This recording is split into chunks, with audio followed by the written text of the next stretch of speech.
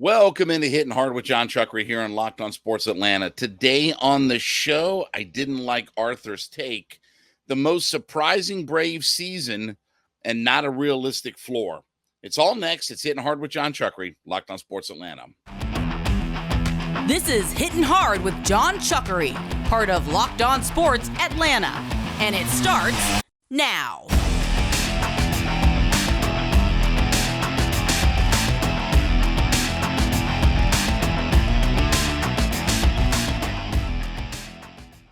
Hittin Hard is part of the Locked On Podcast Network, your team every day.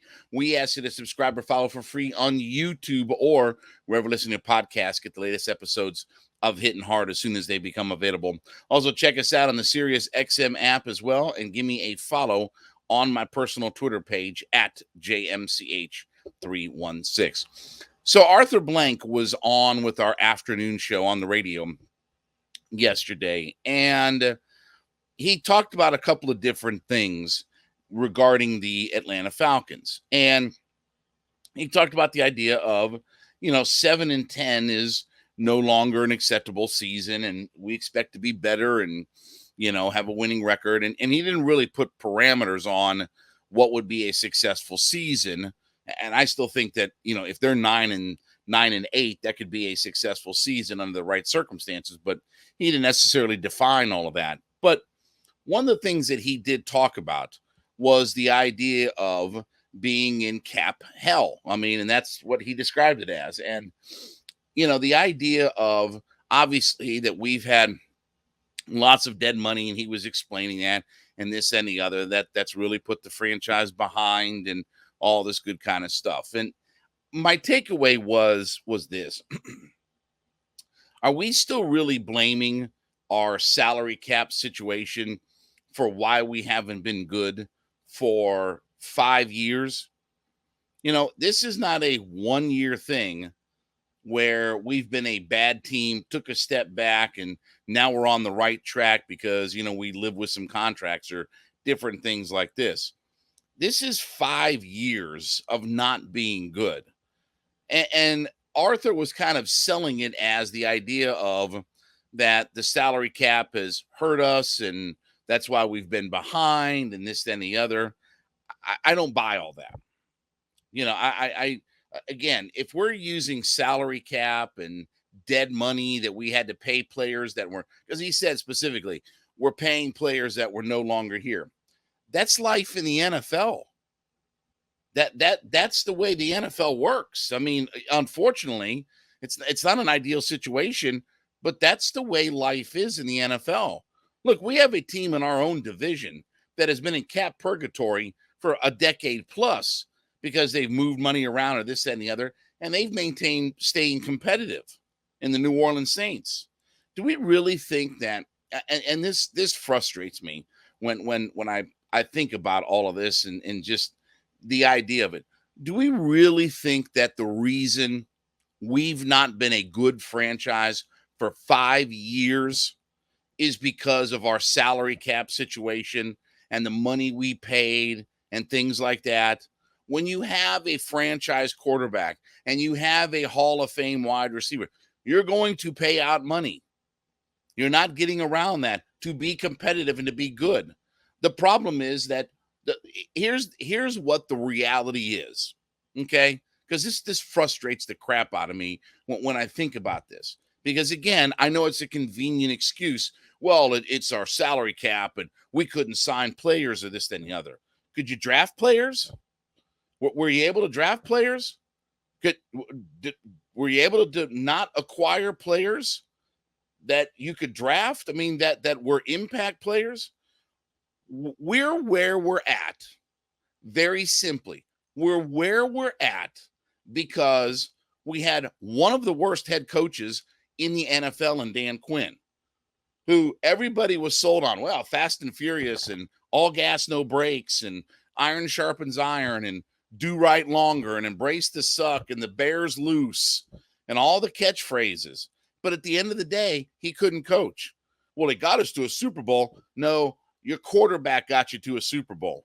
When you have the MVP of the league at quarterback, you usually end up playing in a conference championship or Super Bowl game. The reason we didn't have the Super Bowl trophy in the case is because of our head coach. But beyond that, Dan was not a very good head coach. He did not select, and he and Thomas Dimitrov did not select good personnel. They got the one big year out of Vic Beasley. They got that 1 year where he led the league in sacks and we could influence the line of scrimmage. More on that. But other than that, they didn't draft players that impacted the game. The Tack McKinleys and the Jalen Collins of the world. There were way too many misses in his regime. That's the first part. We didn't have a good head coach, and we didn't develop our personnel. Secondly, we don't influence the game where it matters most. And look, obviously now, we're hoping that the fruits of our labor come to be. But if Kyle Pitts isn't Travis Kelce, if Drake London isn't this top flight wide receiver, or Bijan Robinson is just a good but not elite running back, then we're screwed, because that's the players that we've invested our draft capital in. You guys get on me because I keep saying about Kyle Pitts being Travis Kelce. Well, for God's sakes, he has to be that level of player. I mean, reality is he has to be that level of player to justify that draft pick. You can't pick a guy 4th overall and have him be just a pretty good player, 1,026 yards with 2 touchdowns. Like, that's not where we influence the game. Travis Kelce influences a football game. Kyle Pitts does not influence football games. And that's the difference. It's very simple. You don't have to go out and spend all kinds of free agent money to get your roster good. You have to draft well, develop your personnel, find you a bargain or two that outplays their contract as a free agent. Look at Cordero Patterson. He didn't cost you that much money, but has he outplayed his contract? Absolutely. Absolutely, he's outplayed his contract. You can find those guys in the NFL that teams have to cut because of salary cap implications and things like that. So again, when I hear this stuff about, we haven't been good because our salary cap situation hasn't been good and all this stuff. Come on, folks. You really think that that's what the problem has been? Has it made it more difficult? Sure. But again, when the Detroit Lions draft Penei Sewell and Aiden Hutchinson, and all of a sudden they go from maybe the biggest joke of a franchise in the NFL to 9-8 and an up arrow franchise, you don't think that changes up the course of things? You don't think Detroit's on its way up? You don't think Detroit has an up arrow next to its name? Absolutely they do. Because they develop players at key positions that influence games. And we haven't done that. Maybe it'll all happen this year. I'm confident that it can certainly happen this year. But if it doesn't, it's not because of our cap situation or, again, these vagabonds that we sign that we're never going to develop anything. The Jermaine Effettis of the world. Like, what are you going to get out of guys like that? I don't care if they're on 1-year contracts for $40.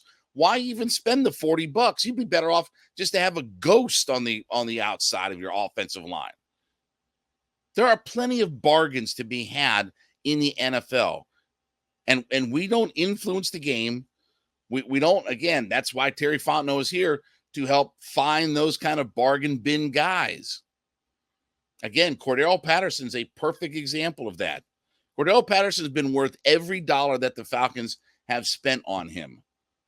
He's helped this offense out immensely, and he's going to continue to help this offense out. But we don't draft at key positions. We don't influence the game where it matters most. That's why we've gone 5 years without not just being in the playoffs, but without even having a winning record. Not because of our cap situation. Every team deals with cap casualties and cap purgatory. That's how you live in the NFL. You live on the edges unless you just drafted so well. Again, and by the way, when you do draft well, you better take advantage of it. You better take advantage of all of your top flight draft picks and make sure that you not only hit on them, but you put the reality of being a Super Bowl team into all of it. I mean, so again, I get frustrated when I think about all of this stuff and the idea that the reason we're where we're at is because of our cap situation. No, we haven't influenced the game at key positions, and we had a terrible head coach that couldn't develop our personnel when we had it. This episode is brought to you by FanDuel. As you know, FanDuel is America's #1 sports book, and as football season is right around the corner, FanDuel is giving you a chance to win all season long. Right now, when you go to FanDuel.com, bet on a Super Bowl winner, and you're going to get bonus bets every time that they win in the regular season. Just pick any team to win the Super Bowl, and you're going to get bonus bets for every victory. Bonus bets can be used on spreads, player props, over-unders, more, all kinds of different things. But go to FanDuel.com/locked-on. That's FanDuel.com/LOCKEDON and start earning bonus bets with America's #1 sportsbook. FanDuel.com/locked-on. FanDuel.com/LOCKEDON and win all season long. Pick your Super Bowl winner, and you'll get bonus bets every time that team wins in the regular season. So who's had the most surprising season for the Atlanta Braves thus far? You know, there's a lot of good candidates that are available out there. I had somebody call in and talk about Spencer Strider, that he's obviously in his sophomore season has had a monster year. There are guys like Eddie Rosario, who's had a nice year. Obviously, Marcell Ozuna has had a nice bounce back year for this team. Matt Olson, in some ways, might be a surprise. Again, we knew he's a good power hitting first baseman, but the idea that he's going to set the franchise record probably, for home runs, that may have come out of left field. Again, maybe we didn't see, given what happened last year, maybe we didn't see that situation. But I'm going to go with it, and I want you to leave a comment, in the comment section about who you think the most surprising. Who's had the most surprising season for the Braves. I'm going to go with Orlando Arcia. I don't think anybody thought starting all-star shortstop. Look, he's at 14 homers, having missed 20 games earlier this year. We could still be talking about a 20-homer guy at shortstop. Let's just say worst case scenario, he's about 17 homers. And he missed 20-something games. I didn't see that coming at all. I didn't see the batting average of the 277, 336 on base, 841 OPS. 338, 782 OPS, 14 homers, 47 RBI, 52 runs scored. Like we said, he missed 20 games earlier in the season. I didn't see this coming at all. And for the $3 million or whatever it is that we're paying him this year, it's been a remarkable season. I mean, he may literally be, for his combination of defense and offense, he may literally be the best bargain in all of Major League Baseball right now. He's certainly got to be up there. I mean, again, I don't know all the payrolls and all the salaries of all the guys and stuff like that. But when you talk about his production on his contract, nobody saw this coming. You mean to tell me that when the year is over, that if we sit back and look, and let's say, he's about 20 homers, played really good shortstop, and has, hitting 275 or better, I don't know that anybody could have asked for anything more. Again, losing Dansby Swanson, who's one of the premier shortstops in all of Major League Baseball. And obviously he's a guy that's having a monster defensive season. Again, he's one of the best wins above replacement players in all of Major League Baseball defensively. He's still doing some good things offensively, but not having the kind of year that he did last year. where he was almost 100 runs scored and 100 runs driven in. He's not maybe that kind of player, but again, for fish heads and rice that we're paying Orlando Arcia, the idea that we've got an all-star caliber shortstop season out of him with almost 20 homers and again playing really good defense. He may not be Dansby level defense, but he's been fine. He hasn't hurt this club. He hasn't been, a butcher out there in the at the shortstop. He's manned that position down. And the fact that he's contributed as much as he has, and we talked about this bottom of the order, that's been the whole key to this Braves lineup, is that their 7, 8, and 9 hitters have had so much production and turn the lineup over so often that it allows, whether it's Ronnie or Olsen or Riley or Ozzie, to accumulate more at bats and more plate appearances. That's been the whole key to our lineup, is just that 7, 8, and 9 position have been so good and so productive that it makes us so deep, where it hasn't been automatic outs at the bottom of our lineup. Well, RC has been a big reason for that. I mean, he's by and large hit, in that 7, 8, 9 spots all year long. And he's just had a out of left field type of season. So my pick for the Braves' most surprising season is Orlando Arcia. Again, leave your comment. Let us know, who you've got, because I think that the Braves have had a lot of these. I think Rosario, Ozuna, Arcia, maybe Matt Olson to a degree. Like I said, Spencer Strider, even Ronnie in some ways. I'm not sure that we saw Ronnie being a guy that would challenge for the batting title this year. He's been really good at getting on base the last couple of years, but I'm not sure that we saw that he was going to challenge for a batting title. And now he's hitting .333. I mean, I think he's top 2, top 3 in the National League as far as the batting title goes. I'm not sure that we even saw that coming. We knew he had the power and the speed and everything, but I'm not sure that we saw .333 and almost 60 stolen bases. We were hoping for maybe a 40-40 season, but again, he may be 70 steals when all is said and done. So there's a lot of good candidates for the Braves. Leave us your comment. Let us know who's had the most surprising season for the Atlanta Braves. My vote goes to Orlando Arcia, who's having a year that we did not see coming at all, coming completely out of left field for basically pennies on the dollar, fish heads and rice as far as salary goes. All right, as you listen in, make sure to go into whatever podcast platform that you listen on and leave us a comment and let us know, too, that you're also an everyday listener to the program. So as you tell us who's your most surprising Brave, also let us know that you're an everydayer, as we like.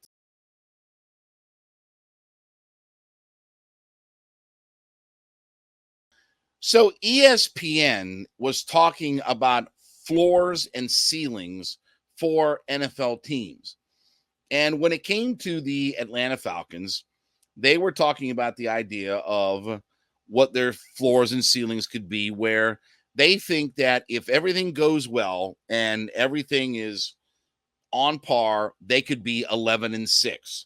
Now, I think that's what our ceiling is as well. I think that we're 11 wins at our peak. I think we're about 10 wins. I've predicted 10 wins this year, 10-7. But 11-6 is probably our peak. I don't think that we're a 12 or 13 win team. That's the elite teams in the NFL. Even 1 or 2 games above 11-6. When you start getting into 12, 13, 14 wins, that's elite status. That's the Chiefs and the Eagles and the Buffalo Bills and teams like that. I don't think we're there at that level yet, or the Bungles even. I don't think we're at that level yet. But I certainly think that 10 wins is a realistic number to get to. But what surprised me is that they talk about the floor of the Atlanta Falcons. And they say that the floor of the Atlanta Falcons comes out to about a 5-12 season in a nightmare scenario. And I kind of scratch my head, but okay. So, quote, this is from ESPN's article, quote, if the Falcons' first-year coordinator is able to create a pass rush with Calais Campbell, David Onyemata, Bud Dupree, among others, surrounding defensive tackle Grady Jarrett, Atlanta could get its offense more possessions. The aggressiveness could also help with creating turnovers, and the secondary has a lot of talent, including former first-round picks A.J. Terrell and Jeff Okudah at cornerback. So it doesn't sound like they look at the idea of our pass rush getting that much better, or, again, can we create turnovers and different things like that? But when they talk about the nightmare scenario of 5-12, see, that tells me that they don't know about the Atlanta Falcons. I've said that I think our floor is 7 or 8 wins. Now, again, we could still be close to a 500 team, even if things bottom out for us. Even if Desmond Ridder doesn't play well and we still can't generate a pass rush, I don't think we take a step back below what we've been the last 2 years at 7-10. I just don't see that. We're coached really well. We have much better personnel than we've had for the last 2 years, and we finished 7-10. I don't see how we could be worse with the same good head coach that we have and have better personnel. You would think that even if things bottom out, our personnel being better probably wins us a game or two, more than what we've been able to the last couple of years. So that's why I say I don't think the Falcons' floor and ceiling is drastic. I think we're 7 or 8 wins on the bottom end and 10, 11 wins on the top end. And that's a pretty navigating window to kind of put the Falcons into. And I don't think that we have that 5-12, 4-13 type of season in this. We're coached too well. And there's, even if Desmond Ridder doesn't play well, and they talk about Ridder bottoming out and things like that, but you're not going to put Desmond Ridder in a position where he's having to go out and win you games. Now, again, can Desmond Ridder lead this team and help win games and all that? Yes, that's not what I'm talking about. I'm talking about putting it on the shoulders of Desmond Ridder to have to go out and throw it 45 times a game and win you a football game. That's what I'm talking about. That you put the brunt of everything on Desmond Ridder's shoulders, and he's got to be the main reason that we win games. No, we've got plenty of personnel on our offense. We have a really good offensive line, and we can run the football. Our playing personality isn't quarterback driven like a lot of franchises. Now that may be good, that may be bad. I mean, you can debate the merits of all of that, but we're not a quarterback driven franchise. We don't have to have our quarterback be the MVP of the league. Now, again, if Desmond Ridder is the MVP of the league, that'll be great. And, again, we'll be in the Super Bowl conversation. But we're not relying on him to have to be an MVP caliber player for us to be able to win football games. Now, I'm hopeful, and again, this is still my fear going into this season. I'm hopeful that we can create a pass rush. And based upon what I've seen so far in the preseason, we certainly had a pass rush against Miami, didn't have much of one against Cincinnati, but I'm hopeful, and I think that Ryan Nielsen can dial up plenty of pressure. And I think once he gets these starters on the field, he's going to attack in all different angles and positions. Again, I don't take too much from preseason other than the fact of, can we win our one-on-ones? I just want to see us win one-on-ones. I'm not worried about scheme and things like that because you're not going to show anything in preseason. You're not going out there and trying to trick the offenses and, disguise all these different things. That's not what they're doing. But even if we can't generate as much of a pass rush as we would hope for, you would like to think that even if Ebiketie isn't a 10-sack guy, let's say he steps up his game, but he's not 10 sacks. Okay, if he's 5 or 6 sacks, that's still more production than we've seen on the outside. Onyemata and Grady can partner up with one another and create more pressure and more sacks. So again, do I think that we're 19, 21 sacks? No, I think we're better than that. Are we 38, 40 where I want us to be? I don't know. That's my question. But even if we're, say, 30, 32 sacks, that's still a big step up from where we've been the last couple of years. So I don't think the floor at all makes sense. I agree with the ceiling. 11-6 is pretty much probably our peak point, because you start getting into 12, 13 wins, that gets us to elite status, and I don't think we're elite yet.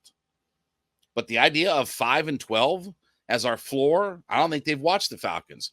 We've won 7 games the last 2 years with not really good personnel, without guys that really contribute, and not factoring in key positional player. I mean, again, we've had 39 sacks in the last 2 years, and we still won 14 games. Now we've lost 20, but we've still won 14 games. So I don't think the floor is realistic for the Falcons. I think the floor is 7 or 8 wins for the Falcons. I don't think we take a step back below what we've been the last 2 years. But as I like to say, that's why we play the games on it. So again, hopeful for this season. Certainly, I think that we need to have a winning record this year. But let's see what materializes out of all of this. But we're not a quarterback-dependent team as far as trying to win football games. We've built a more complete roster than just having to rely on our quarterback to win games. All right, thank you so much for making Hittin' Hard your first listen. Be sure to go in and leave us a comment on whatever podcast platform that you listen on. Let us know that you're an everyday listener to the program. So we thank you so much for being a part of our community. You can subscribe or follow for free on YouTube or wherever you listen to your podcasts. Get the latest episodes of Hittin' Hard as soon as they become available. Also, check us out on the Sirius XM app as well, and give me a follow on my personal Twitter page at JMCH316. We'll be back with you tomorrow. This has been Hittin' Hard with Jon Chuckery, Locked on Sports Atlanta.